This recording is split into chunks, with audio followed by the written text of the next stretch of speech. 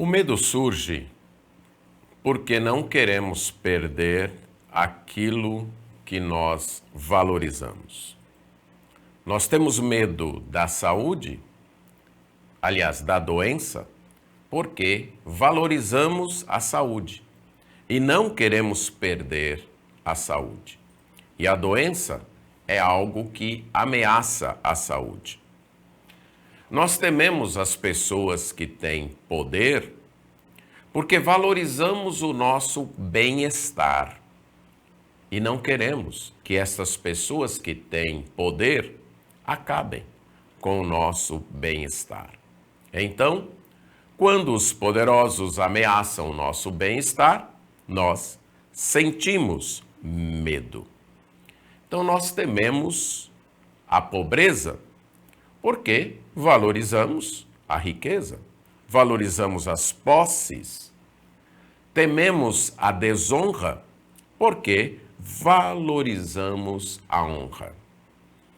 Isso nos faz perceber que o medo está relacionado com o que nós valorizamos.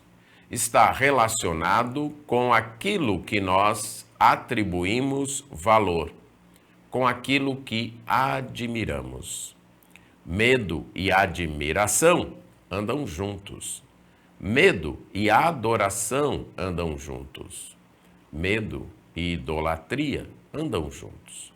Em certo sentido, o medo pode revelar a minha idolatria. Mas nós não precisamos temer estas coisas. Nós precisamos aprender a temer aquilo que de fato deve ser temido. Não devemos temer as riquezas nem as honras deste mundo, por uma razão: elas são passageiras e elas não podem nos salvar. Esta é a verdade dita no Salmo 49, salmo que nós lemos no início do programa. Os filhos de Corá, que escreveram este cântico instrutivo, começam convidando, fazendo um apelo a todas as pessoas para ouvirem o ensino do Salmo. Eles definem todas as pessoas aqui como pobres e ricos. Aqueles que são plebeus, isto é, aqueles que nas classes sociais ocupam as posições mais baixas, e aqueles que são de fina estirpe, isto é, aqueles que ocupam as classes mais altas. Então eles dizem: todos vocês, ricos e pobres, devem ouvir. Depois deste apelo, ele diz que vai falar com sabedoria, vai trazer um ensinamento que é sábio, que é cheio de discernimento.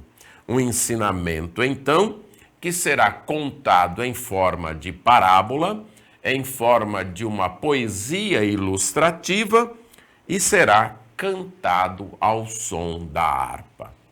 Depois dessa introdução, que nas nossas versões aparecem nos versos 1 a 4, ele vai nos mostrar na primeira parte do Salmo que não devemos temer as riquezas, nem os ricos, nem os possuidores de riqueza, porque a riqueza é incapaz de salvar. A riqueza não pode salvar. Ele faz uma afirmação em forma de pergunta nos versos 5 e 6. Por que eu hei de temer nos dias da tribulação, quando então me assaltam a iniquidade daqueles que me perseguem? Por que eu vou temer aqueles que confiam nos seus bens e se gloriam nas suas muitas riquezas? Por que eu devo ter medo destas pessoas que usam os bens que têm, as posses que têm, para causar sofrimento, tribulação a outras pessoas? Que usam então o seu poder para perseguir outras pessoas? Aqui o salmista se acha perseguido por aqueles que, movidos pelas suas posses, se acham seguros, se acham tranquilos, valorizam as suas riquezas e acham que ninguém pode ameaçá-los. E então, eles se sentem à vontade para perseguir e atribular os outros. Aí o salmista, então, pergunta: por que eu devo temê-los? Uma observação que precisa ser feita é que quando passamos por esta situação de sermos ameaçados por aqueles que têm mais do que nós, por aqueles que têm posses, por aqueles que têm riquezas, nós podemos ser contaminados por estes valores.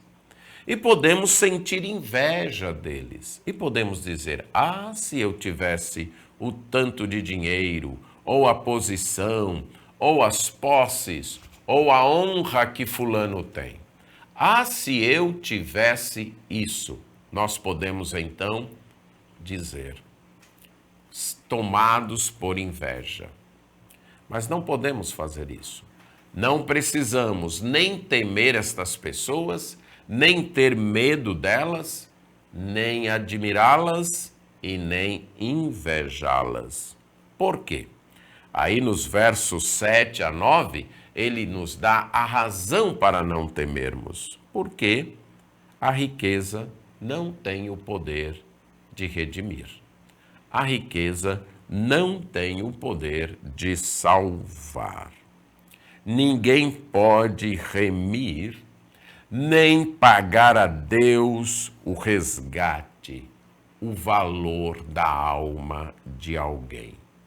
Não há dinheiro suficiente no mundo para pagar uma vida, para comprar de Deus uma vida. Não existe dinheiro para isso. A redenção da alma é caríssima. O valor é muito alto. O próprio Senhor Jesus Cristo iria afirmar que nenhum bem do mundo inteiro satisfaz uma alma. Que não há bem nesse mundo que possa pagar o valor de uma alma. A riqueza não tem como nos livrar da morte, é o que o salmista afirma. Não há dinheiro que possa comprar para alguém a vida eterna, que possa pagar para alguém viver continuamente, viver sem nunca morrer. Não há riqueza no mundo que possa livrar do túmulo. Depois de dar a razão para a sua afirmação, o salmista apresenta a evidência aí no verso 10. Porquanto morrem os sábios, morrem os tolos, e deixam para outros as suas riquezas. O rico morre, o pobre morre, o sábio morre e o tolo morre.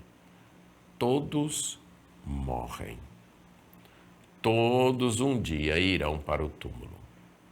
Por mais riquezas que uma pessoa tenha, isso não impedirá que ela morra. O salmista, então, observa na sua vida que todos morrem. Todos vão para o túmulo. Nenhuma riqueza os livra. A pessoa não considera isso, ou boa parte das pessoas não considera isso. O seu pensamento no íntimo é que viverá perpetuamente, diz aí. Ele tem a ilusão de que suas casas serão perpétuas. E até as suas moradas vão durar por muitas gerações. Nesta ilusão, o salmista diz que eles chegam a dar os seus próprios nomes para suas terras. Um desejo de perseverar a memória. Um desejo de marcar sua presença neste mundo. um desejo de deixar sua marca aqui e dizer: eu vivi, eu possuí coisas, eu fui importante. É isso que faz o ser humano perseguir riquezas, dar o seu nome às coisas, tentar deixar sua marca nesta vida. Ele quer passar por esta vida e quer que os outros saibam e ele mesmo se sinta importante, que ele teve importância aqui.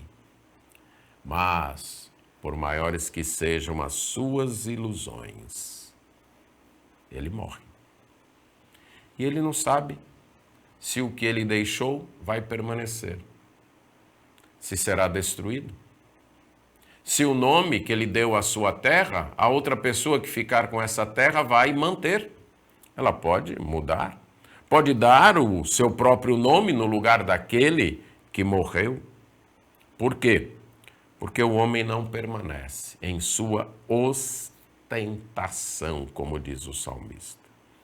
Ele pode fazer várias tentativas, mas o seu valor não permanece. Tal qual os animais, o homem perece. Aqui ele termina a primeira estrofe, dizendo isso. Neste sentido, nós somos semelhantes aos animais. Vivemos e morremos. No sentido de que nossa vida neste mundo não dura para sempre. Agora, não saber disso é insensatez, é falta de sabedoria. Ele diz nos versos 13 a 14,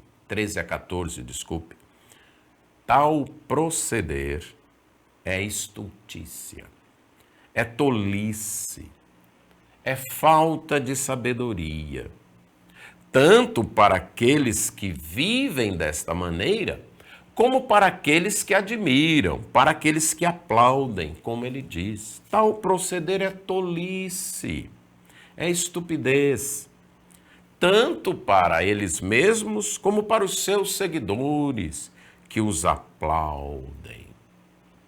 As pessoas poderosas, ricas, que ostentam, elas têm seus seguidores. Tem aqueles que admiram, tem aqueles que aplaudem, tem aqueles até que invejam, que adoram. Mas isso é tolice. Porque admirar alguém por causa do poder, por causa da riqueza, não é sábio, porque isso passa.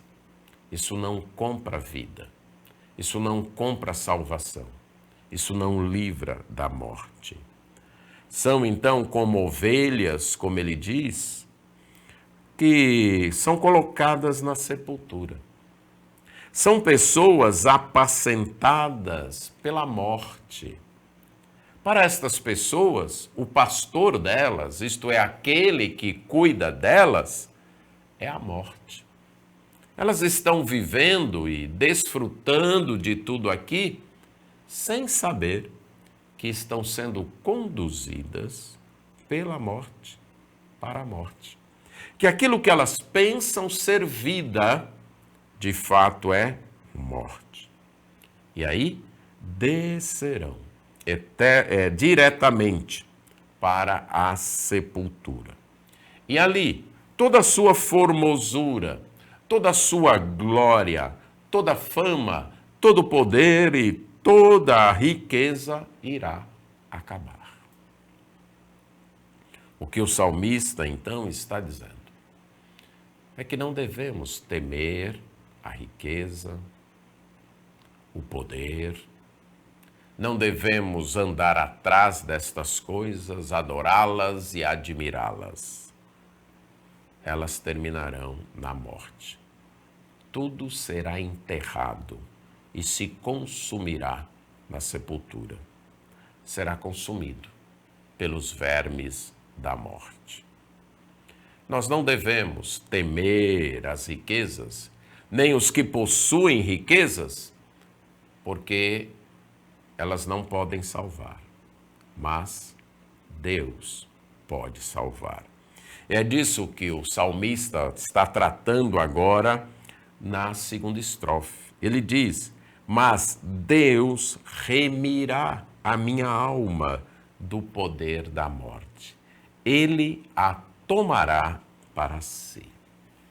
Esse é quem devemos temer, Deus. Ele é quem tem o poder de remir nossa alma, isto é, de salvar, de pagar o resgate da nossa alma. E ele fez isso através da pessoa do seu Filho, o Senhor Jesus Cristo. Ele enviou Jesus Cristo, seu Filho, a este mundo, que morreu na cruz, pagando o preço dos nossos pecados. E assim, pagou o preço suficiente e único preço suficiente por nossa alma, para nos livrar da morte eterna. Ele sim pôde pagar o preço. Dinheiro nenhum, riqueza nenhuma, homem poderoso e rico nenhum deste mundo pode pagar por sua alma. Somente Deus, através da pessoa do seu Filho, o Senhor Jesus Cristo. E aí ele diz: ele vai remir, vai resgatar a minha alma do poder da morte e a tomar para si. Para aqueles que temem a Deus, a morte não é o fim. A morte é quando Deus toma a alma da pessoa para si. Deus leva a pessoa para ele. Como o apóstolo São Paulo falou, o morrer é estar com Cristo. Deixar de viver nesse mundo é viver com Cristo. Deus remirá a minha alma e tomará minha alma para si. E aí ele repete: não tenha medo. Não tenha medo quando alguém enriquecer, quando a glória da pessoa aumentar. Não admire aquilo, não inveje aquilo, não adore aquilo, não tema isso. Porque morrendo, ele não vai levar nada com ele. Verso 17. Essa glória não vai acompanhá-lo. Ele pode ter um monte de coisas aqui, mas na sua morte ele só leva a roupa que veste o seu cadáver e o caixão e nada mais. Tudo mais fica aqui. Tudo mais está aqui. A glória que ele tem não acompanha na morte. Mesmo que durante a vida ele tenha sido lisonjeado, aplaudido, louvado, mesmo quando ele faz o bem a si mesmo e as pessoas o louvem, o reconheçam, o aplaudam, isso não vai com ele. Nem tampouco vai livrá-lo da morte. A admiração das pessoas, o louvor das pessoas, a honra das pessoas, não livra da morte. A partir do verso 17, o salmista está repetindo a lição, querendo enfatizar isto na mente dos seus ouvintes. Por mais riquezas que alguém tenha, por mais glória que alguém tenha, por mais honra que alguém tenha, ele seguirá o mesmo caminho de seus pais. Morrer e jamais voltar a ver a luz.